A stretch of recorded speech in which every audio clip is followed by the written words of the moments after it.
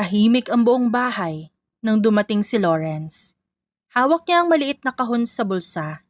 May ngiti sa labi habang paakyat sa hagdan. Pinagplanuhan niya ang gabing ito. Isang sorpresa na siguradong ikatutuwa ni Laila. Ngunit paglapit pa lang sa pinto ng kanyang silid, may narinig siyang may hinang halakhak. Napahinto siya. Kumabog ang kanyang dibdib. Marahan niyang binuksan ang pintuan. At sa kanyang pagbukas, tumambad sa kanyang tanawing ni kailanman. Hindi niya inakalang masisilayan niya. Magkahawak kamay sina Laila at Miguel. Magkayakap sa kama. Nakatingin sa isa't isa na parabang sila lang ang tao sa mundo. Parang binuhusan ng malamig na tubig si Lawrence. Nandito ka na pala. Halos wala sa sariling sambit ni Laila. Agad na kumalas kay Miguel. Hindi makapaniwala si Lawrence. Ano to? Laila. Miguel, paano niyo nagawa sa akin to? Lumapit si Laila. Ngayon ay nangingilid ang luha. Hindi to yung katulad ng iniisip mo. Wow, talagang mali pa yung nasa isip ko. Nakita ko mismo sa harapan ko. Mariing saad niya. Umakbang si Miguel. Pilit nagtatapang-tapangan. Tol, makinig ka muna. Hindi mo naiintindihan. Hindi ko naiintindihan. Napatawa si Lawrence. Mapait at puno ng puot. Magkasama kayo. Magkayakap sa isa't isa sa kama ko, sa kwarto ko. Ano pa bang paliwanag ang kailangan ko? Lawrence, please. Nanginginig na ang tinig ni Laila. Mahal kita pero napagod ako. Lagi kang wala. Abala sa trabaho pero si Miguel lagi siyang nandito. Umigting ang panga ni Lawrence sa galit. Tumalim din ang kanyang tingin. Hindi siya makapaniwala sa narinig. So kasalanan ko pa. Dahil nagsisikap ako magtrabaho. Dahil gusto ko ibigay sa iyo ang lahat. Ganyan ka ba magmahal, Laila? Hindi ko sinasadya. Naghanap lang naman ako ng atensyon. Huwag mong sabihin hindi mo sinadya. Araw-araw kitang pinagkakatiwalaan. Hinayaan kitang gumala kasama mga kaibigan mo. Tangina. Hinahayaan din kita samahan ka ni Miguel pero ginagago niyo na pala ako. Galit na sigaw ni Lawrence na nagpipigil ng iyak. Napayuko si Miguel. Mahigpit na nakahawak sa ulo. Lawrence, ilang beses kong gustong kausapin ka dahil nahulog na ako sa girlfriend mo pero... Pero ano? Nakalimutan mo lahat ng pinagsamahan natin? Pinili mong talikuran ng pagkakaibigan natin para sa isang babae? Gago ka ba? Ba't girlfriend ko pa ha? Tol, nagkamali ako. Pero nagmahal lang din ako. Hindi lang pagkakamali to. Traitor ka. Kapatid ang turing ko sa'yo, Miguel. Ganito nga igaganti mo sa akin? Lumuhod si Laila at hinawakan ang kamay niya. Patawarin mo ako, Lawrence. Hindi ko kayang mawala ka. Natawa siya dahil doon. Patawarin? At ano, hindi mo ako kaya mawala? Tangina, baliw ka ba? Umiling si Laila at patuloy ang pagluha. Ikaw pa rin ang mahal ko. Mahal? Kung ganito ang pagmamahal, mas gugustuhin ko pang hindi mahalin kailanman. Kung sa kanya ka masaya, sige, magsama kayong dalawa. Tapos na tayo. Pero sisiguraduhin ko na hindi kayo habang buhay magiging masaya. Nagkaroon ng katahimikan sa buong silid. Hindi makatingin ang dalawa kay Lawrence. Hinugot ni Lawrence mula sa bulsa ang kahon ng singsing at saglit na binuksan. Kumislap ang bato sa ilalim ng liwanag, ng ilaw. Paalala ng mga pangarap na naglaho sa isang iglap. Mariin niyang isinara ito at kinuyom ang kanyang palad. Ito sana ang simula ng habang buhay natin. Pero ito lang ang maaabutan ko, Laila. Mahal na mahal kita. Pero hindi ako magpapakatanga sa'yo. Tumingin siya kay Miguel, diretso sa mga mata ng lalaki. Wala na tayong dapat pag-usapan. Wala na kayong dapat ipaliwanag. Ang iniwan niyo sa akin ay sugat na hindi maghihilom. At malinaw na sa akin ang nakita ko. Hindi na siya nag-isip pagkatapos. Isang malakas na suntok ang dumapos sa panga ni Miguel. At sa lakas nito'y napaatras si Miguel. Muntik pang matumba. Lawrence! Napasigaw si Laila. Agad na lumapit kay Miguel na hawak ang pisngi, nanginginig, ngunit hindi man lang nagtangkang lumaban. Hindi makapaniwala si Lawrence. Nanginginig ang dibdib sa galit. Yan ang para sa lahat ng tiwala at oras na sinayang ko sa'yo, Miguel. Kala ko may respeto ka. Kala ko may konsensya ka. Tahimik si Miguel na nakayuko. Tol, tatanggapin ko lahat kahit anong galit mo dahil alam ko mali ako. Tol, wala ka ng karapatang tawagin akong ganun. Umiyak lalo si Laila. Hawak ang braso ni Lawrence. Pero agad niya itong inalis. Lawrence, please tama na. Huwag mo na siyang saktan. Ako may kasalanan. Ako ang nagkulang. Huwag mong akuin lahat, Laila. Pareho kayong may kasalanan. Pareho niyo ako niloko. Hindi kayo magiging masaya. Tandaan yung dalawa yan. Dahan-dahan siyang tumalikod. Habang papalayo, naririnig niya ang pag-iyak ng babae. At mahinang tinig ni Miguel pero hindi na siya lumingon. Lumipas ang ilang araw mula nang mahuli niya ang pagtataksil ng dalawa. Masakit pa rin para kay Lawrence, pero malinaw na sa kanya ang desisyon. Nagtagpo silang muli ni Laila sa isang maliit na cafe. Tahimik ang paligid na parang dinaanan ng anghel sa gitna ng mesa kung saan sila kasalukuyang nakaupo. Unang nagsalita si Laila gamit ang mahinang boses. Salamat. Pumayag ka makipagkita. Hindi agad sumagot si Lawrence. Nakatingin lang siya sa tasa ng kape na unti-unting lumalamig. Lawrence, hindi ako mapalagay. Hindi ako makatulog. Araw-araw kitang iniisip. Sana bigyan mo pa ako ng pagkakataon. Tinaas niya ang tingin, malamig at diretsyo. Pagkakataon. Ilang beses mo ako sinaktan. Sa loob ng isang gabi lang. At ngayon humihingi ka na isa pang pagkakataon. Hindi ko ginusto. Hindi ko rin pinlano. Nadala lang ako. Mahal pa rin kita. Mahal? Anong klaseng pagmamahal kung dalawa kami? Nagkamali ako. Pero ikaw pa rin talaga yung mahal ko. Ikaw pa rin yung pinipili ko. Umiling si Lawrence. Mariin ang boses. Kung ako ang pinili mo, hindi ka sana pumili ng iba. Saglit nakatahimikan ang namagitan sa kanila. Tila naghahanap ng tamang salita si Laila. Pwede pa nating ayusin. Kaya pa nating buuin ulit ang nasira. Hindi na. May mga bagay na kapag nawasak, hindi na may babalik. Tulad ng tiwala. Lawrence, please. Patawarin mo ako. Patawad. Kung ibibigay ko ang patawad na yan, para saan pa? Para ulitin mo yung ginawa mong pagkakamali. Para iparamdam mo ulit na wala akong halaga. Umiling si Laila. Lumapit ng bahagya sa mesa. Hindi ko na uulitin. Ipaglalaban ko tayo. Wala nang tayo, Laila.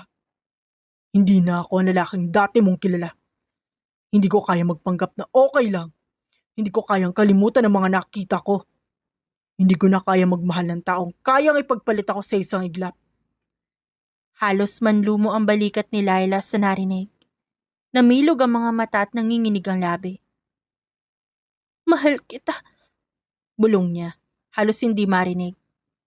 Saglit na natahimik si Lawrence sa kadahan-dahang umiling. Minsan, hindi sapat ang pagmamahal. Kapag wala na ang respeto, kapag wala na ang tiwala, hindi na ito mabubuo ulit kahit anong pilit. Tumayo siya at iniwan sa mesa ang hindi na nagalaw na kape. Hawak niya ang kahon ng singsing sa bulsa. Huling beses niya itong kinuyom bago tuluyang nilapag sa harap ni Laila. Para sa yan, pero wala na tong halaga ngayon. Agad siyang tumalikod ngunit humabol ang tinig ni Laila. Lawrence, huwag mo akong iwan! Kaya ko magbago, kaya kong ayusin lahat! Huminto siya saglit, ngunit hindi na lumingon. Ang mga salitang kaya ko magbago para sa mga taong huli na ang lahat. At ngayon huli ka na. Naglakad siya palayo. Bawat hakbang ay mabigat. Pero sa loob niya ay alam niyang tama ang kanyang desisyon. Sa araw na yon, tuluyang nagtapos ang isang maganda sanang pagmamahalan. Tumiretso sa bar si Lawrence kinagabihan. Umaalingaw-ngaw ang halo-halong boses at kanta. Maging ang mga amoy. Umupo siya sa sulok. Lumapit ang bartender sa kanya. Anong sa'yo, boss? Whiskey. Dumating ang baso at walang alinlangan niyang tinungga ang laman. Hindi siya nagtagal na mag-isa. Ilang sandali pa pumasok ang tropa niyang matagal niya nang hindi nakakasama. Uy bro, nung balita, bigla ka nagyaya ah. Hindi siya agad sumagot. Sa halip inikot ang baso sa kanyang mga daliri. Pangatlong tagay bago pa niya naramdaman ang lakas ng loob na magsalita. Niloko ako. Ha? Anong sabi mo? Nakita ko sila. Magkasama sa sarili kong bahay. Sigurado ka ba? Baka naman. Sigurado ako. Kung nakita niyo yung nakita ko, wala na kayo ibang masasabi. Tahimik ang lamesa. Wala ni isa makahanap ng tamang salita. Tanging tunog ng tugtugin ang humahalo sa kanilang katahimikan. Bro, Maingat na wika ni Clarence. alam namin masakit. Pero baka kailangan mong huminga muna. Huwag mong sirain ang sarili mo. Napatawa siya ng mapait. Hindi ko alam kung alin ang mas masakit. Ang naghiwalay kaming dalawa o pinagpalit niya ako sa isa nating kaibigan na tinuring kong kapatid. Pwede ka umiyak kung gusto mo. Sabat ni Zeke. Normal lang yan. Umiling siya ng mariin. Di na ako iiyak. Kung iiyak ako, panalo sila. Hindi ko iiyakan ng hindi naman dapat. Kala ko nun, ako ng pinakamaswerteng tao. May nobyang mahal ko, may kaibigan pinagkakatiwalaan ko. Pero mali pala ako. Mariing binaba ni Lawrence ang baso ng alak sa mesa. Halos mabasag sa bigat ng kanyang galit. Nanginginig ang kanyang panga. Kumikirot ang dibdib sa bawat paghinga. Tang ina. Alam mo kung ano yung pinakamasakit? Hindi mala ako pinaglaban. Nung una pinadami niya sa akin na ako ang mundo niya. Pero nung dumating at ipakilala ko sa kanya si Miguel, parang wala na akong halaga sa kanya. Para akong basura na basta nalang tinapon. Kala ko magkaibigan lang sila. Pero hindi pala. Nagkatinginan sina Clarence at Zeke. Parehong walang masabi. Kita sa mga mata nila ang awa. Pero hindi yun ang kailangan ni Lawrence. Ang kailangan niya ay ilabas lahat ng kirot na binabaon niya. Lahat ng plano namin. Lahat ng pangarap na binuo namin. Lahat ng yun nawala ng parang bula. Gago ako kasi naniwala ako na siya ang habang buhay ko. Habang buhay. Mas nagtagal pa nga yung pagkakaibigan namin ni Miguel kaysa sa pagmamahalan namin ni Layla. Ginago talaga nila ako. Lawrence. Maingat na sabi ni Clarence pero agad siyang pinutol ng lalaki. Huwag mo muna akong pakalmahin. Gusto ko sumigaw at gusto ko sirain lahat. Gusto ko maglaho na para di ko na maramdaman to. Muli siyang sumimsim ng alak. Halos ubusin sa isang lagok. Pinunasan niya ang kanyang bibig gamit ang likod ng kamay. Sabi nila, kapag mahal ka ng isang tao, di ka niya sasaktan. Pero bakit ganito? Mahal daw ako. Pero ako rin pala yung unang iiwanan kapag may dumating na bago. Nalilisik ang mga mata niya. Pinipigil ang luha na pilit kumakawala. Hindi ko alam kung paano pa ako magtitiwala sa mga babae, sa kaibigan. Lahat sila kayang tumalikod kapag di na nila nakukuha ang gusto nila. Tol, di mo kailangan maghilom ngayong gabi. Pero kung gusto mo magalit, ilabas mo yan. Kung gusto mong marahin sila, gawin mo. Basta wag mong hayaang lamunin ka ng galit mo. Napailing si Lawrence. Mapait nang umiti. Galit? Yun na lang ang natitira sa akin. Kung wala to, baka tuluyan na akong bumagsak. Kaya hayaan niyo muna ako. Wala nang nakaimik. Hinayaan na lamang nilang ilabas ni Lawrence ang kinikimkim nito. At di makapaniwala ang kanyang kaibigan sa kanilang narinig. Lumipas pa ang mga araw. Halos araw-araw nagiinom si Lawrence. Hindi niya pa rin matanggap ang lahat. Pero mabuti na lang, nandiyan ang ibang kaibigan niya para damayan siya. Hanggang sa di na siya nakatiis. Sabado ng umaga, dinala si Lawrence ng kanyang paa sa isang maliit na cafe, kung saan madalas silang magkita ng iba pa niyang mga kaibigang mayayaman. Pagdating niya, naroon na ang ilan. Agad nilang napansin ang kanyang presensya. Bro, kamusta ka?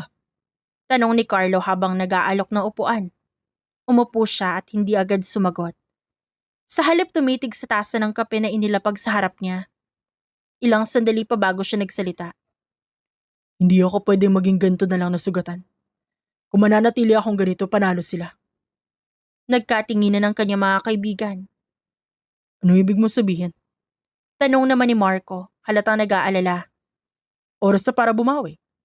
Oras na para ipakita sa kanila na mali ang ginawa nila sa akin. Tol, sigurado ka ba? Hindi ba mas mabuti kung kalimutan mo na lang? Kung mag-move on ka na? Move on? Hindi ako makaka-move on hanggat hindi nila nararamdaman ang sakit na binigay nila sa akin. Mapait siyang natawa. Pero paano? Hindi mo pwedeng basta. May paraan.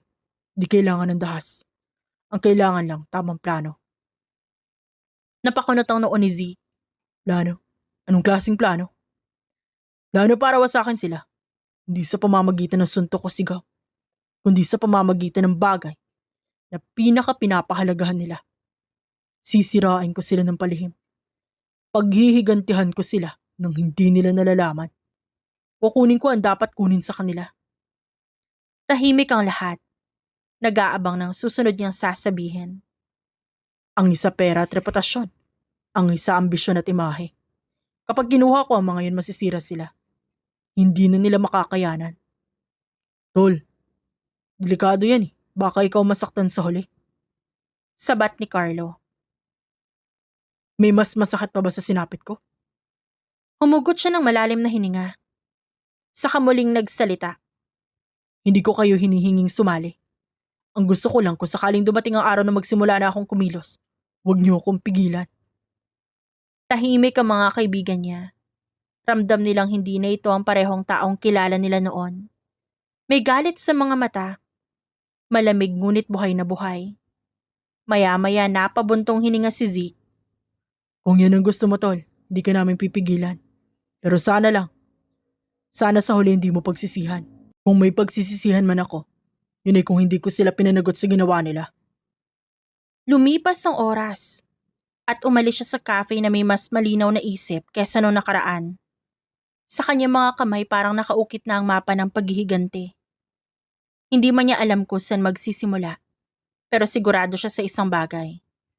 Hindi siya titigil hanggang hindi niya nakikita ang pagbagsak ng dalawang taong minsang pinakamahalaga sa kanyang buhay. At doon nagsimula ang kanyang lihim na paghihiganti. Si Lawrence, ginawa ang lahat. Talagang hindi aasahan ng kahit sino na ginamit niya ang kanyang koneksyon at yaman. Mula sa labas ng gusali, tila walang problema. Ang malaking pangalan ng kumpanya ay nakasabit pa rin sa harapan. Kumikis na pang salamin ng mga bintana sa ilalim ng araw. Ngunit sa loob, iba ang ihip ng hangin. Puno ng kaba at ramdam na ramdam ng lahat ng empleyado. Pagpasok ni Miguel sa lobby, ramdam niya mga matang nakatingin sa kanya. Hindi niya alam kung totoo o guni-guni lang. Pero parang may bulungan sa bawat sulok. Pinilit niyang wag ipakita ang kaba at dumiretso sa elevator. Pagbukas ng pinto sa 15th floor, sinalubong siya ng kanyang sekretarya. Sir, nandito na po yung ilang board members. Kanina pa po sila naghihintay. Board members? Kala ko mamaya hapon pa ang meeting. Sir, biglaan daw po eh. May mahalaga raw pong kailangan pag-usapan. Hindi na siya nagtanong pa. Dumiretso siya sa conference room kung saan naroon ang 7 sa kanyang mga investors at partners. Pagbukas pa lang ng pinto, ramdam niya ang tensyon. Wala ni isang umiti. Magandang umaga. Ano itong biglaang meeting? Tumikim ang isa sa kanila, si Mr. Ramirez. Miguel, diretsahan na tayo. Nakarating sa amin ang balita na hindi maganda. Anong klaseng balita? Tanong niya, kumukunot pa ang noo. Una, may mga kumakalat na chismis tungkol sa ilang proyekto na hindi mo natutuloy. Pangalawa, may mga investors na umatras at pangatlo, may nagsasabing hindi stable ang financial standing ng kumpanya mo. Ano? Imposible yan. Lahat ng accounts natin maayos. Lahat ng transaksyon nasa ayos. Kung ganun, paano may papaliwanag ang 3 suppliers na umalis ngayong linggo lang? At kahapon, may 2 malalaking kliyente na bigla na lang nag-back out? Baka may misunderstanding lang, baka. Hindi na ito basta misunderstanding, Miguel. Putol ni Mr. Ramirez. Masyado na sabay-sabay ang lahat. Kung di natin aayusin agad, baka tuluyang magpanik ang iba pang investors. Naramdaman niya ang pawis na tumutulo sa sentido. Pinilit niyang umiti kahit kinakabahan. Makakausap ko sila. Personal kong aayusin. Hindi ako papayag na masira lahat ng pinaghirapan natin. Ngunit walang tumugon. Halatang di kumbinsido ang iba. Isa pa ang nagsalita. Miguel, ilang taon ka na rin umangat. Di ka ba nagtataka kung bakit sabay-sabay itong mga problema? Parang may nagmamanipula. Ibig mong sabihin, may taong gumagalaw laban sa akin? Hindi imposible. Sa mundo ng negosyo, walang nakakaangat nung walang naiinggit. At kung totoo nga may kumikilos, kailangan mong malaman kung sino yan. Tahimik siyang napaupo. Sa isipan niya naglalaro ang libo-libong tanong. Sino ang may motibo? Sino ang gustong bumagsak siya? Ngunit sa kabila ng lahat, wala siyang maisip na pangalan. Matapos ng isang oras na mabigat na diskusyon, natapos din ang meeting. Hindi pa rin siya nakakuha ng malinaw na sagot. Tanging babala lang na kailangang kumilos agad bago tuluyang masira ang lahat. Pagbalik niya sa opisina, tinawag niya ang kanyang sekretarya. Ihanda mo lahat ng files tungkol sa kliyenteng umatras. Gusto ko sila makausap isa-isa. Opo sir. Sagot ng sekretarya, halatang kabado rin. Naiwan siyang mag-isa, nakatingin sa malalaking bintana ng kanyang opisina. Hindi pwede. Hindi ako pwedeng bumagsak at ang kumpanyang pinaghirapan ko. Ngunit kahit paulit-ulit niyang isipin yon, hindi matigil ang kaba sa kanyang puso. Pagka-uwi niya kinagabihan, dumiretso siya sa sala. Hindi na siya nagpalit ng damit at hindi rin kumain. Mabigat ang bawat hakbang at halata sa kanyang mukha ang inipong pagod at galit. Narinig niya ang boses ng babae mula kusina. Kanina pa ako naghihintay dito, ba't ngayon ka lang? Hindi siya sumagot agad. Naupo siya sa sofa, hawak ang sentido. Lumapit ito, hawak ang baso ng tubig. May problema ba? Mabagal niyang inangat ang muka. Problema? Oo, di lang basta problema. Malapit nang gumuho lahat ang pinaghirapan ko. Natigilan si Laila. Anong ibig mo sabihin? Sunod-sunod na umatras sa mga kliyente. Nawalan tayo ng malalaking deals. Pati yung mga suppliers biglang ayaw na makapagtrabaho. At sa tingin ng board, may nagmamanipula. May taong gusto akong pabagsakin. Tahimik lang ito saglit bago nagsalita. Siguro natural lang yan. Ganyan talaga sa negosyo, di ba? May panalo, may talo. Napalingon siya at nanlilisik ang mata. Natural? Ilang taon kong binuo ito. Ilang gabi akong halos hindi na natutulog. Nagbuhos ng dugot pawis, tapos bigla na lang mawawala. Umiling siya sa katumayo. Hindi ako naniniwala aksidente lang to. Naniniwala ako may taong nasa likod na nangyayaring ito sa akin at kailangan ko malaman kung sino. Bakit ka sa akin nagagalit? Bakit parang ako ang sinisisi mo? Dahil ramdam ko may kinalaman ka dito. Nanlaki ang mga mata ni Laila. Ano? Paano mo nasabi yan? Anong mapapala ako kung sisirain ko yung negosyo mo? Lumapit siya at halos magdikit ang kanila muka. Hindi ko alam. Pero bakit parang hindi ka man lang nag-aalala? Hindi ka ba natatakot kung mawalan tayo ng lahat? Hindi ako natatakot. Dahil alam kong kahit mawalan ka ng negosyo, kaya mong bumangon ulit. Lagi mong sinasabi, di ba, na hindi ka natatalo? Hindi agad siya nakasagot. Napaatras siya at pinagmasdan si Laila na tila may ibang anyo. May kislap sa mga mata nitong hindi niya mabasa. Hindi ka ba, kundi parang kumpiyansa. Ba't parang wala kang pakialam? Siguro kasi hindi pera o negosyo ang sukatan ng lahat. Minsan masyado ka nakatutok sa ambisyon mo. Nakakalimutan mo may mga taong nasasaktan. Napabuntong hininga siya. Pilit pinakakalma ang sarili. Di ko alam kung anong pinapahiwatig mo. Pero kung may alam ka, sabihin mo na. Huwag mo kong gawing tanga sa sarili kong bahay. Tumahimik ito sa kabinabaang tingin. Wala akong alam. Ngunit sa loob ng kanyang puso, Hindi na siya kumbinsido. Lumapit siya sa mesa, kinuha ang isang baso ng alak. Kung di mo sasabihin, ako mismong hahanap ng sagot. At maniwala ka, kapag nalaman ko may naliloko at naninira sa akin, hindi ko ito patatawarin. Hindi na nakapagsalita si Laila. Tahimik ito nakatayo, pinagmamasdan ng lalaking unti-unting nilalamon ng galit at takot. Maya-maya sumalampak si Laila sa sofa.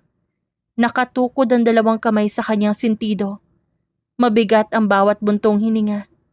Naglalakad-lakad naman si Miguel. Ang mga ilaw mula sa kisame, tila mas maliwanag kesa dati. Parang bawat sulok ng bahay ay nakamasid sa kanila. Si Miguel, naglalakad-lakad pa rin. Hawak ang basong may alak. Habang si Laila, nakasalampak sa sofa. Pinipigilan ng sariling luha. Hindi mo ba naiintindihan? Madiing sabi ni Miguel.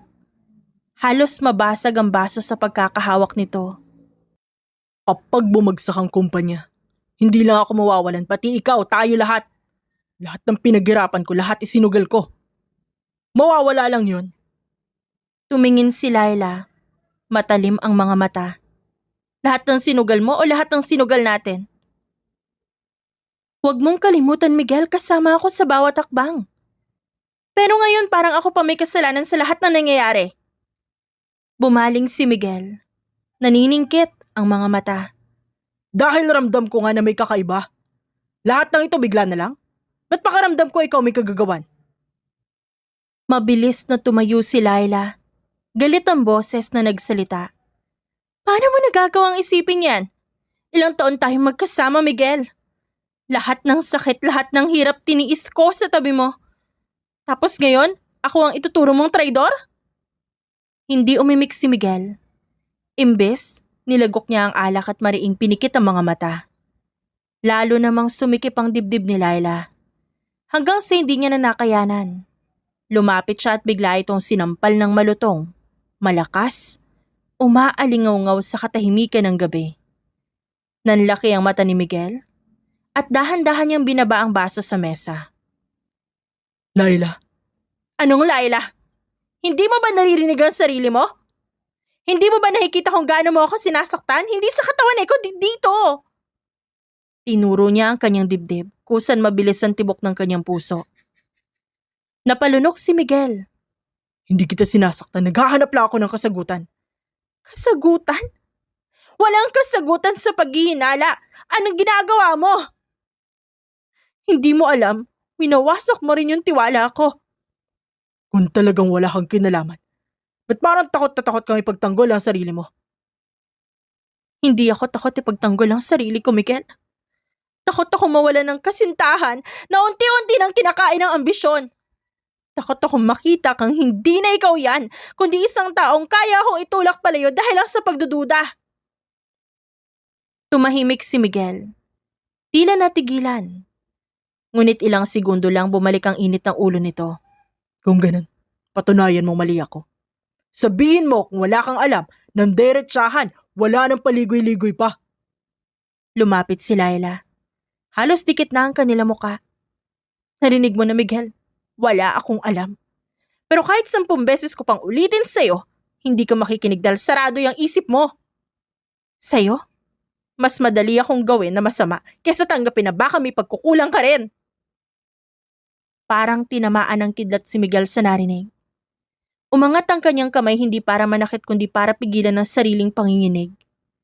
Ngunit bago siya makapagsalita, muling humampas ang palad ni Laila sa kanyang pisngi. Para yan sa lahat ng gabi na pinili mo yung negosyo kaysa sa akin. Isa pang sampal. Para yan sa lahat ng pagkakataong kinain ka ng pride mo. Hanggang sa nakalimutan mo na ako.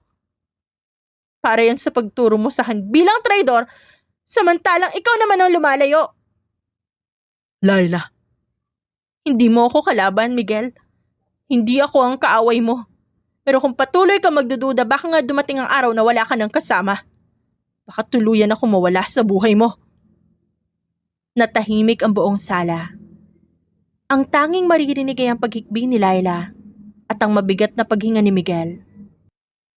Sa wakas nagsalita siya sa mababang boses. Hindi ko alam kung ano nangyayari sa atin. Hindi mo alam dahil pinili mong hindi alamin. Pinili mo ibuhos lahat ng oras mo sa kumpanya at iniwan ako dito? Kaya ngayong may problema ka, hindi mo alam kung kanino ka kakapit. Napayuko si Miguel. Siguro nga mali ako. Siguro nga sobra na yung paghihinala ko. Ngunit hindi na nakinig si Laila. Tumalikod siya, nagtungo sa hagdan. At bawat takbang niya ay parang palayo ng palayo sa lalaking minsang pinangarap niyang maging sandigan. Miguel, kung patuloy mo yung hahayaan ng galit na lamunin ka, baka hindi lang negosyo ang mawala sa'yo. Naiwan si Miguel sa sala. Nakatulala, hawak ang pisngi na paulit-ulit tinamaan ng sampal. Ngunit higit pa roon, ang sakit na iniwan ng mga salita ni Laila. Isang sugat na hindi madaling maghilom, lalo na't alam niyang siya mismo ang dahilan. Samantala, sa kabilang bansa, matao ang hotel ballroom.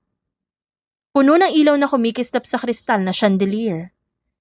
Mga taong nakadamit ng elegante. Abala sa pagbate at pagbibigay ng business cards. Ngunit sa kabila ng magarang paligid, nanatiling malamig ang pakiramdam ng lalaking nakatayo sa tabi ng mesa ng alak. Suot niya ang itim na suit na lalo pang nagbigay diin sa kanyang tikas. Subalit hindi yun sapat upang takpan ang lungkot na nanatili pa rin sa kanyang mga mata. Tahimik siyang umiinom, pinagmamasdan ng mga taong tila walang problema sa mundo. Sa likod ng kanyang isipan, naroon pa rin ang mga alaala ng mga taong nagtaksil. Isang paalala kung ba't siya naririto ngayon, patuloy na umaangat sa industriya. Walang kaalam-alam sina Miguel at Laila na siyang may kagagawan kung ba't bumabagsak na lahat ng pinaghirapan ng lalaki. Kung bakit nawawala ng kayamanan ng mga ito. Hindi ba't nakakapagod ang ganitong event? Isang boses ng babae ang biglang sumingit sa kanyang pag-iisa. Malamig ngunit may halong biro ang tono. Lumingon siya at nakita ang isang babaeng nakasuot ng simpleng gown na kulay emerald. Hindi ito kasing garbo ng iba, ngunit kakaiba ang dating. Ang bawat galaw niya ay may kumpiyansa at likas na ganda na hindi nangangailangan ng sobrang dekorasyon. Nagkatinginan sila sandali bago siya tumugon. Siguro depende kung may dahilan kang umiti. Napangiti naman si Mika. Umiling ng bahagya. Oh, so ibig sabihin wala ka pang dahilan. Bahagyang tinaas ni Lawrence ang kanyang baso. Siguro wala pa hanggang ngayon. Hindi mo pa ako kilala pero sinasagot mo ako na para matagal na tayo magkausap. Hindi ba delikado yan? Delikado kung wala kang tiwala. Sagot ni Lawrence sa medyo seryosong boses. Tumahimik naman si Mika ng ilang segundo bago muling nagsalita. At kung sabihin kong mahirap nang magtiwala para sa akin? Edi pareho pala tayo. By the way, my name is Mika. Pinagmasdan niya ang babae ng mabuti bago sumagot. Lawrence. Lawrence, maganda pakinggan ang pangalan mo. Maganda ba? O masyado lang seryoso? Pareho. Para bang hindi ka madaling lapitan pero nandito ka. Nakikipag-usap pa rin. Napangiti siya ng medyo mapait. Siguro kasi bihira lang ako makahanap ng taong gusto pa akong kausapin. At gusto ko rin kausapin. Ganun ba kabigat ang pinagdaanan mo? Seryosong tanong ni Mika. Nakasandalang sikos sa mesa at nakatitig sa kanya. Minsan kasi, kahit gaano ka pa kabuti, kahit gaano mo kamahal ang isang tao, matutuklasan mong hindi ka sapat. Hindi agad sumagot si Mika. Sa halip kinuha nito ang sariling baso. Tinikman ng alak. Alam mo para magkabaliktad tayo.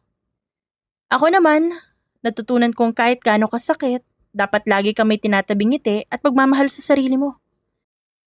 Nagangat siya ng kilay. So ikaw ba, ni minsan di ka naubos? Maraming beses na ako naubos. Pero heto pa rin ako. Buhay. Nakangiti. At nakikipag-usap sa isang lalaki na halatang mas sugatan pa kesa sa akin.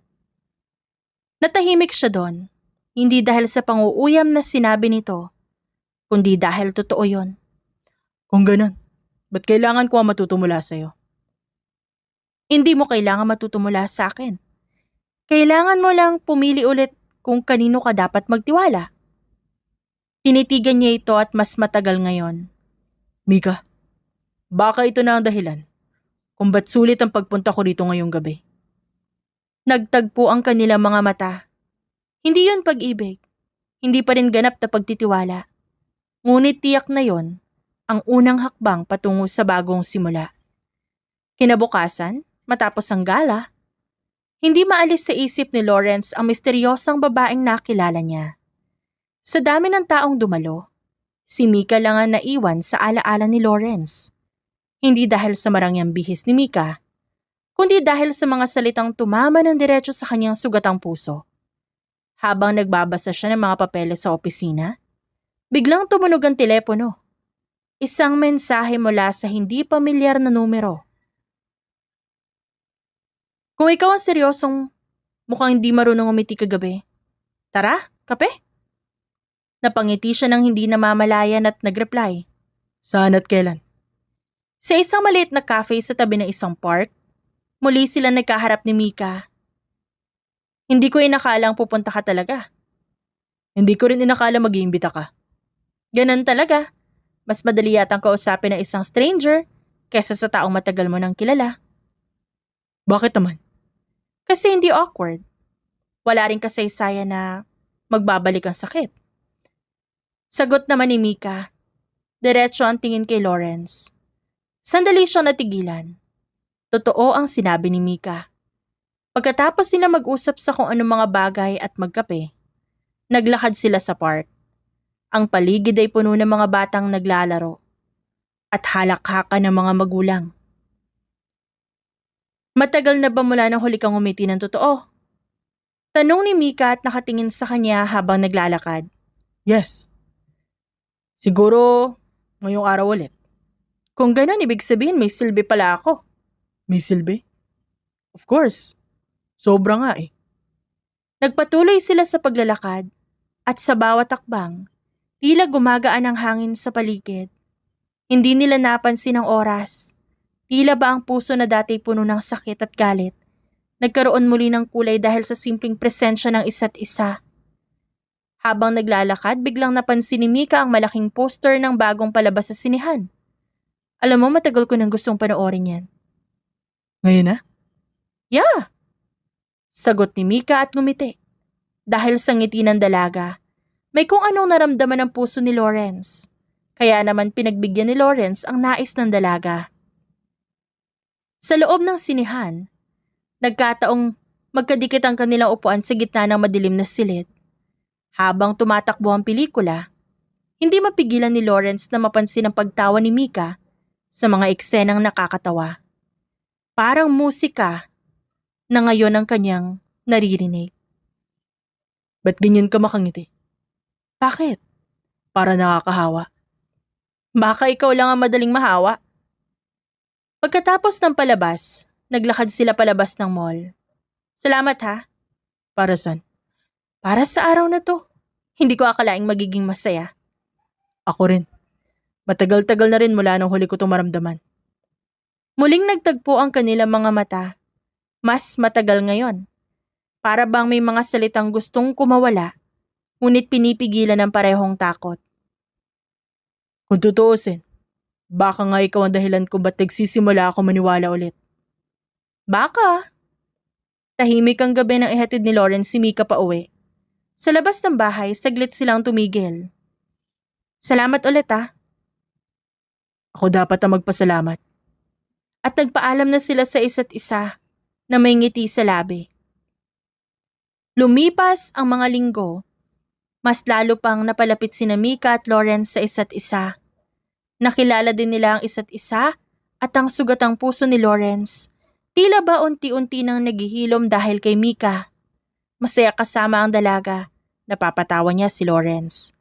At si Lawrence naman, patuloy na lihim na ginagantihan ng dating kaibigang si Miguel, na ngayon ay bagsak na ang negosyo. At ganun din si Laila, na siyang na-depress na dahil sa sunod-sunod na problema na dumating sa kanyang buhay. Dinala ito sa isang mental institution. Madilim ang kalsada, Nakatayo ang anino ni Miguel. Nanlilisik ang mga mata. Hawak ang bote ng alak. Halatang lasing ngunit malinaw ang galit sa muka. Di ka talaga mapakali, no?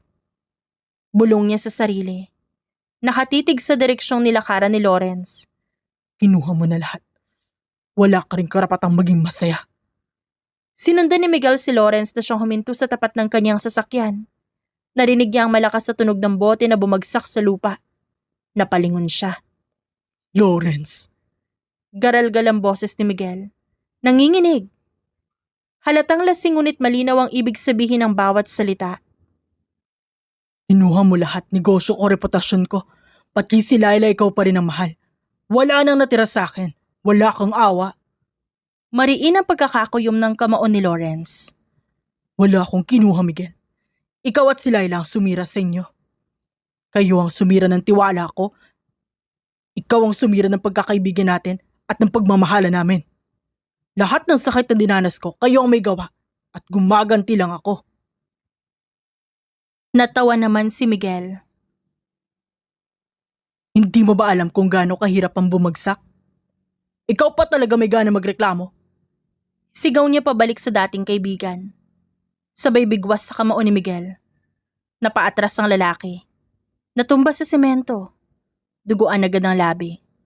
Ngunit imbis na umatras, tumayo ito. Nagngangalit ang mga mata. Ganun? Sige, pakita mo kung gaano ka kalakas, Lawrence. Yan lang naman na meron ka, di ba? Mabilis ang sunod na suntok ni Miguel. Tumama sa panga ni Lawrence. Napatingin siya saglit sa gilid. Ngunit hindi siya natumba, bagkus mas lalo siyang nagalit. Hindi mo alam kung gaano mo ako nasaktan. Natumba ito na suntokin niya, halos mawala ng hininga. Nasaktan ka? Sigaw ni Miguel, habang sinusubukang ipitin si Lawrence. Ako bagsak na. At ikaw perpekto sa paningin ng iba. Perpekto? Sigaw ni Lawrence, habang pinupwersa ang sarili para makawala. At muling sumuntok. Tingin mo ba sa akin perpekto? Hindi mo ba alam kung paano namuntik masira ang ulo ko dahil sa pagtataksil nyo? Araw-araw pinipilit kong huminga. Kahit parang wala na ako silbi. Tumama ang kamao ni Lawrence sa pisngi ni Miguel. Ngunit kahit duguan, humagalpak si Miguel ng tawa. Pero ngayon, tignan mo ang sarili mo. Wala pa rin nagbago. Nandyan pa rin ang galit at hanggang ngayon ako pa rin ang iniisip mo. Dahan-dahang umatras si Lawrence. Pinunasan ang sariling labi na may dugo. Hindi kita inaaway, Miguel. Pero hindi rin kita kailanman magiging kaibigan ulit. Naglakad siya pabalik ng kanyang sasakyan. Iniwan si Miguel sa dilim ng kalsada. Duguan, wasak, tuluyang lugmok sa sariling kasalanan at galit. Mabilis lumipas ang 1 linggo matapos ang banggaan nila ni Miguel.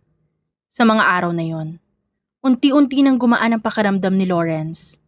Ang sakit na matagal niyang pasantila na bawasan. Higit sa lahat, mas nakatuon na siya ngayon sa bagong siglang binibigay ni Mika. Hapon na yon, at papalubog ang araw. Ang lungsod ay puno ng ilaw mula sa mga gusali at sasakyan. Abala ang mga tao sa pag-uwi. Nakaparada ang itim na sasakyan ni Lawrence sa harap ng opisina kung saan nagtatrabaho si Mika. Nakaayos ang suot at simpleng polo at slacks, ngunit kapansin-pansin pa rin ang tikas at presensya niya. Hindi na siya yung lalaking puno ng galit. Ngayon, unti-unti siyang bumabalik sa pagiging taong marunong magmahal muli. Lumabas na si Mika mula sa pinto ng opisina, hawak ang kanyang bag at halatang pagod ngunit may ngiti sa labi. Napahinto siya na makita si Lawrence na nakasandal sa sasakyan. Lawrence, anong ginagawa mo dito? Naglakad si Lawrence papalapit. Namumungay ang mga mata. Sinusundo ka? Sabi ko na kasi masyado kang nagpapagod. At ayokong umuwi ka na mag-isa sa ganitong oras. Napatawa si Mika. Bahagyang nag-blush. Hindi mo naman kailangan gawin to eh. Marunong naman ako umuwi. Alam ko, pero gusto ko. Isa pa, hindi ba't courtship 101 to? Dapat lagi nandyan kapag kailangan ng nililigawan? Nililigawan? Halos mahina ang saad ni Mika ngunit malinaw sa tenga ni Lawrence. Yes, Mika. Simula na nakilala kita alam kong hindi lang basta pasasalamat ang nararamdaman ko. Ikaw ang dahilan kung ba't kaya ko nang umiti ulit. Kaya't oo, nanliligaw ako sa'yo. Sandaling natahimik si Mika. Napapangiti pero nahihiya. Ramdam niya ang sinseridad ni Lawrence at ang tibok ng kanyang puso'y bumilis. Lawrence, hindi mo naman kailangang. Pinutol siya nito nang marahang hawakan ng strap ng kanyang bag. At siya'y tinitigan. Hindi ko kailangan, pero gusto ko. Malaking kaibahan yun, Mika. Napalunok si Mika, ramdam ang init ng titig ni Lawrence. Piniling ilihis ang tingin, kunwari abala sa pagsara ng zipper ng bag. Kau talaga? Naglakad sila papunta ng sasakyan. Binuksan agad ni Lawrence ang pinto para sa kanya. Come on, hatid na kita. Baka gusto mo rin mag-dinner muna, libre ko syempre. Kung libre, bakit hindi? Habang minamaneho ni Lawrence ang kotse, napuno ng maliliit na tawanan at usapan ng loob ng sasakyan. Alam mo, nung una hindi ko akalaing may ganito kang side. Kala ko, pure serious ka eh. Yung puro negosyo, puro revenge. Napangiti si Lawrence. Saglit na tumingin sa kanya bago binalik ang mata sa daan. Hindi mo alam kung gaano kalaki ang utang na loob ko sa'yo. Kundi dahil sa'yo, baka hanggang ngayon nilalaman pa rin ako ng galit. Tinuruan mo ako muling umiti. Ikaw ang pahinga ko, Mika. Natahimik si Mika. Mariin ang pagkakapit sa bag. Ngunit di maitago ang saya sa puso niya. Di ko naman ginagawa yon para suklian mo ng panliligaw. I know. Pero sa'yo ko lang naramdaman ulit ang ganito. Hindi ko na palalampasin pa. Bahagyang napapikit si Mika. Pinipigil ang sarili ng umiti. Ang bawat salitang naririnig niya ay tumatama sa kanyang puso. Pagdating nila sa isang maliit na restaurant, nagpasya silang kumain. Hindi ito marangyang ngunit cozy. At yun mismo ang gusto ni Mika. Habang kumakain sila, hindi maiwasang magkatinginan at magtawanan. Ngayon ko lang nakita si Mr. Serious na marunong din palang mag-joke. Biro ni Mika, natawa habang sumusubo. Para lang sa'yo yun. Napatigil si Mika at biglang umiwas ng tingin. Grabe ka! Huwag kang ganyan baka isipin ng iba, kinikilig ako. Totoo naman, di ba? Nagpatuloy ang kanilang usapan at kwentuhan. Sa bawat sandali, mas lalo nilang nakilala ang isa't isa. Pagkatapos kumain, inihatid na siya ni Lawrence. Mika. Hmm? Hindi ko hihingi ng sagot mo ngayon pero sana bigyan mo ako ng chance. Hindi ko man mabura agad ang nakaraan ko, pero gusto kong patunayan sa'yo na kaya ko magmahal ng totoo at tapat. Lawrence, hindi madali para sa akin na magtiwala. Pero sa lahat ng pinapakita mo, baka nga may chance ka. Bahagyang napangiti si Lawrence, na puno ng ginhawa ang dibdib. That's enough for me. Kahit maliit na chance, gagawin ko sapat para mapasagot ka. Ingat sa pag-uwi Salamat sa dinner. Nanatiling nakatitig si Lawrence habang naglalakad papasok si Mika. At nang maisara na ang pinto, hindi niya napigilang umiti. Sa unang pagkakataon, matapos lahat ng sakit, may bago na siyang direksyon. Hindi na paghihiganti kundi pag-ibig. At sa puso niya, malinaw na malinaw, handa siyang gawin ang lahat para kay Mika. Nagpatuloy ang panliligaw ni Lawrence. Masaya na siya sa buhay ni Mika at unti-unti na siyang naghihilom. Nakita naman ni Mika ang efforts na ginagawa ni Lawrence. Kaya naman hinahayaan ni Mika ang sarili na mahulog sa lalaki. Tahimik ang gabi. Sa maliit na sala ng bahay, nakaupo si Mika sa sofa habang hawak ang isang tasa ng mainit na tsaa. Sa kanyang tabi naroon ang inang si Aling Maricel. Abala sa paghahabi ng kumot, ngunit panay ang sulyap sa anak. Aba, para lagi kaya nakangiti nito mga nakaraang araw. May dahilan ba? Ha? Wala ma, ano ka ba? Huwag mo ako lokohin. Mika, kilala kita. Kapag ganyan kang umiti, ibig sabihin may nagpapakilig sa'yo. Naman. Mama ka dyan. Sige na, sabihin mo na, sino ba yan? Panunukso ng kanyang ina, sabay dampi ng kamay sa braso ng anak. Si Lawrence, ma. Lawrence? Yan ba yung may-ari na malaking kumpanya? Yung laging pumupunta rito noon? Oo, siya nga, ma. Naniligaw siya sa akin. Talaga ba? Abay, malaking bagay yun, anak. Mukhang mabait naman ang binatang yun at halatang seryoso sa'yo. Ma, yun nga yung problema eh. Hindi ko alam kung dapat ko nang hayaan ang sarili ko ma-inlove sa kanya. Bakit naman, anak? Anong pumipigil? Galing siya sa masakit na breakup. Ma, si Laila kasi yung ex niya. At parang hindi pa ganun katagal mula nang mangyari yon. Ayoko pong maging rebound. Sabihin mo nga sa akin, Mika. Ano ba talaga ang nararamdaman mo para kay Lawrence? Nakagat niya ang labi, saka nag-angat ng tingin. Ma, natatakot akong aminin pero I think I'm falling for him. Hindi ko na siya nakikita bilang simpleng kaibigan lang eh. Kapag nandyan siya, pakiramdam ko ligtas ako. Pakiramdam ko, importante ako. Lumambot ang mukha ni Aling Maricel. Yun ang totoong damdamin mo. Huwag mo ikahiya. Natural lang na mahulog ka sa isang taong nagpaparamdam ng halaga sa'yo. Pero tama ka rin naman, anak.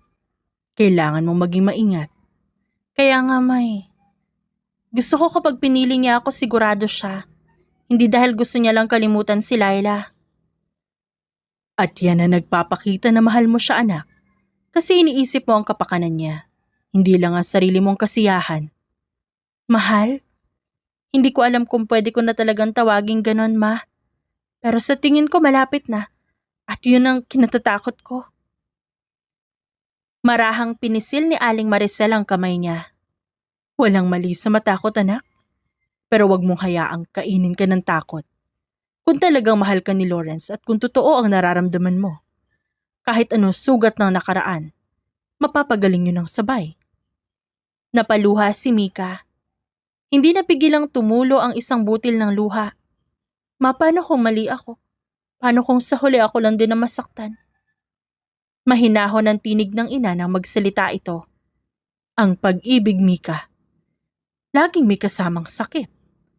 Hindi mo malalaman ang totoo kung di mo susubukan. Pero kilalanin mo rin ang sarili mo. Huwag mong madaliin, pero huwag ka ring matakot lumapit.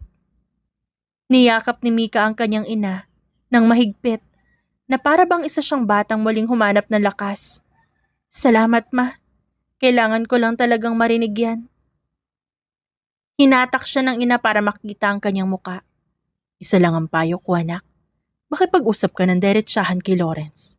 Sabihin mo sa kanya ang mga nararamdaman mo, ang pag-aalinlangan mo. Kung totoo siya, hindi siya magmamadali. Hihintayin ka niya.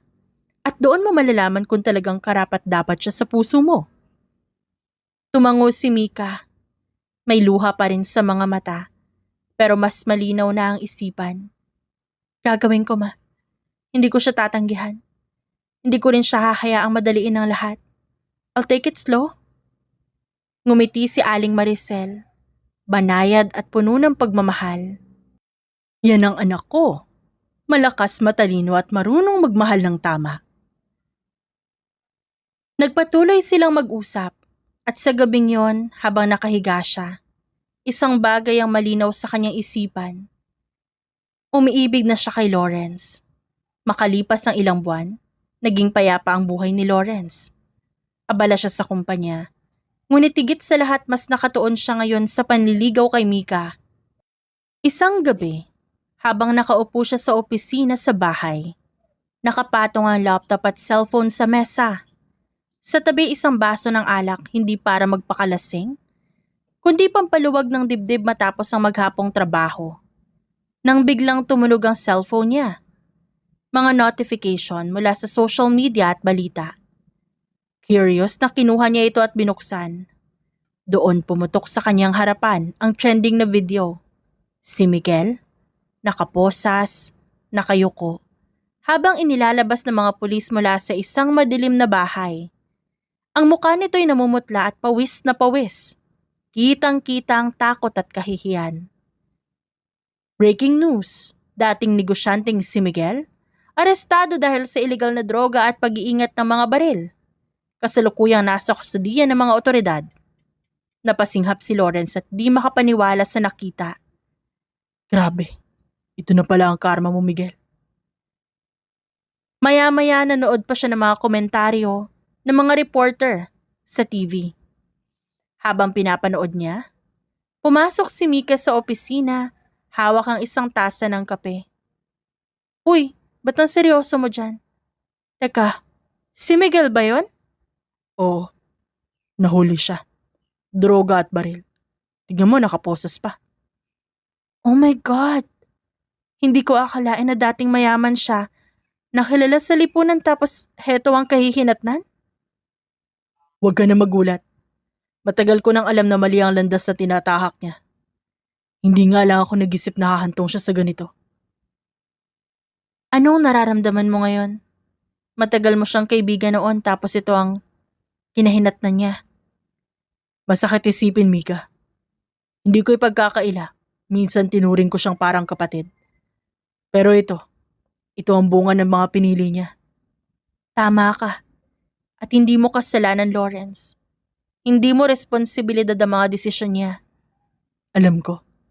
Pero di ko maiwasang isipin kung di niya ako niloko noon, kundi siya nagpadala sa inggit, baka hindi siya bumagsak ng ganito. Hindi mo hawak ang desisyon niya.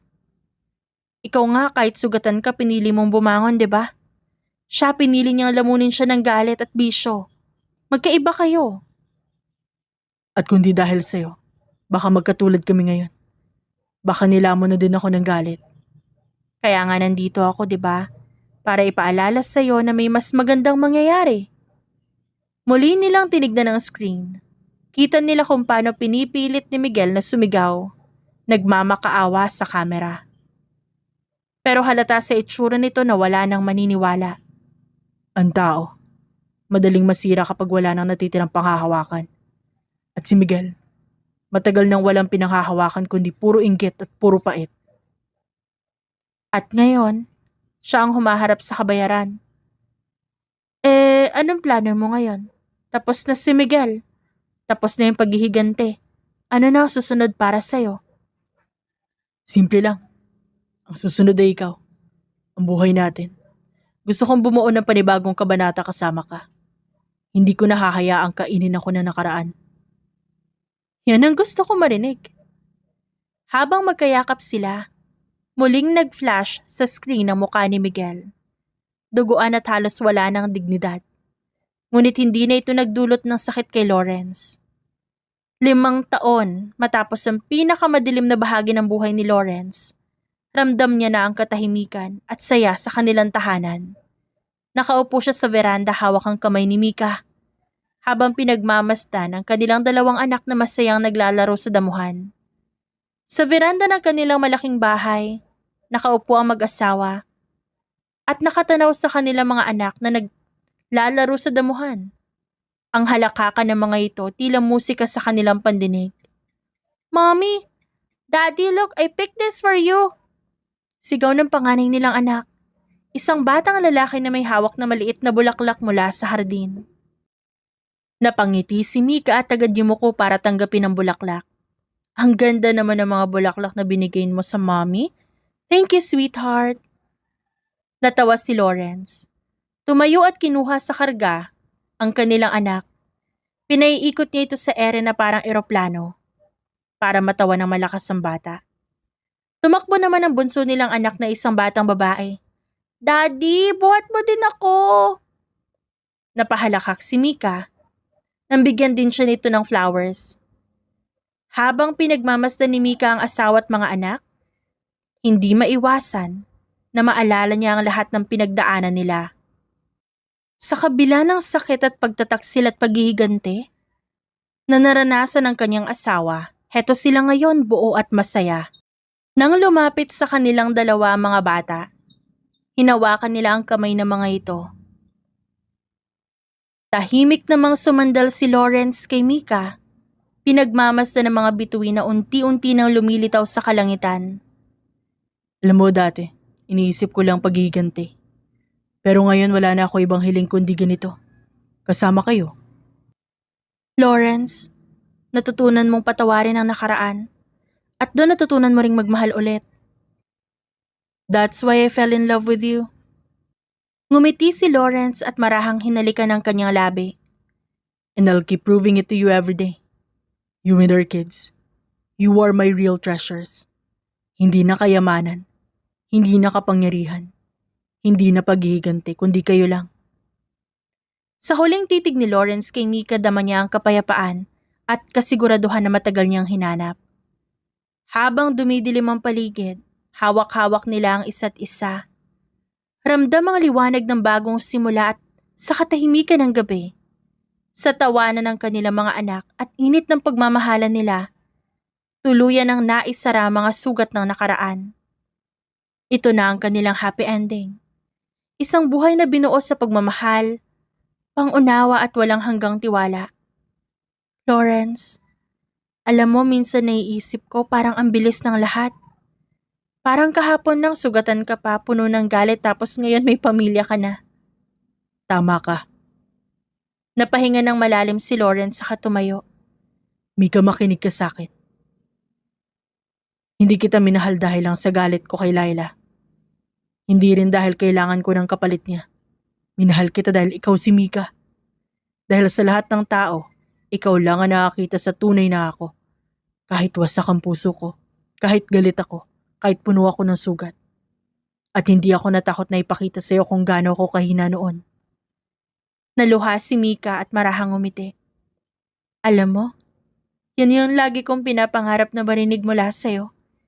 Kasi kahit anong tapang ko, may takot pa rin ako nararamdaman. Takot na baka isang araw magising ka na lang at isipin mong maling tao yung pinili mo. Hindi mangyayari yun, Mika.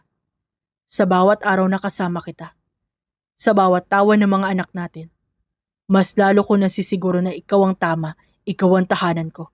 Kung paano ako bumangon mula sa pinakamadilim na yugto ng buhay ko. Ikaw ang dahilan nun. Sandaling natahimik sila. Parehas nakikinig sa huni ng kuliglig. Lawrence, mangako ka na kahit ano mangyari, hindi mo hahayaang masira ang pamilya natin. Ipangako mo na hindi mo hahayaang lamunin ka ulit ng galit. Tumitig si Lawrence sa kanya. Seryosong seryoso. Hawak-hawak ang dalawang kamay ni Mika. Nangako na ako nun. Pero ngayon uulitin ko. Nangangako ako na hindi ko nahahayaang balikan ng dati. Hindi na ako yung Lawrence na yun. Ang kaya ko lang ngayong gawin ay mahalin ka, mahalin ang mga anak natin, at protektahan kayo ano man ang mangyari. Ikaw at ang pamilya natin ang hangganan ng laban ko. Lawrence, maraming salamat na sinabi mo yan. At ikaw, Mika, mangako ka rin sa akin. Mangako ka na hindi ka bibitaw. Kahit may mga oras na mahirap. Kasi darating at darating ang mga pagsubok. Hindi ko ipapangako magiging madali lagi. Pero ipapangako ko na hindi ka mag-iisa. Oo. Nangangako ako. Nangangako ako na kahit gaano kahirap, hindi kita iiwan. Kahit ilang bagyo ang dumaan, pipiliin pa rin kita. Kasi ikaw at ang mga anak natin, kayo ang buhay ko. Salamat, Mika. Alam mo ba kung anong pinakamahalagang regalo na tanggap ko? Yung kapayapaang binigay mo. Kapayapaan na alam ko ligtas ako sa tabi mo. Yun ang hindi ko nakita sa iba. Hinaplos ni Lawrence ang buhok niya at marahang hinagod. At ang pinakamalaking regalo na tanggap ko ay ikaw. Kaya Mika, pangako, habang buhay kitang mamahalin. Hindi na napigilan ni Mika ang muling pagluha. Pero ngayon, luha na ito ng kasiyahan. Yumakap siya kay Lawrence ng mahigpit. Parang ayaw na siyang pakawalan. Mahal na mahal kita, Lawrence. At habang buhay, pangako, ikaw lang. Sa ilalim ng mga bituin, sa malamig na hangin ng gabi, nawakasan nila ang lahat ng takot at alinlangan. At doon, sa katahimikan ng kanilang tahanan, nagsimula ang panibagong yugto ng kanilang pag-ibig. Hindi na nakatali sa nakaraan, kundi nakatali sa matibay na pangako ng habang buhay na pagmamahalan. At dyan nagtatapos ang ating kwento ngayong araw. Maraming salamat po sa inyong suporta.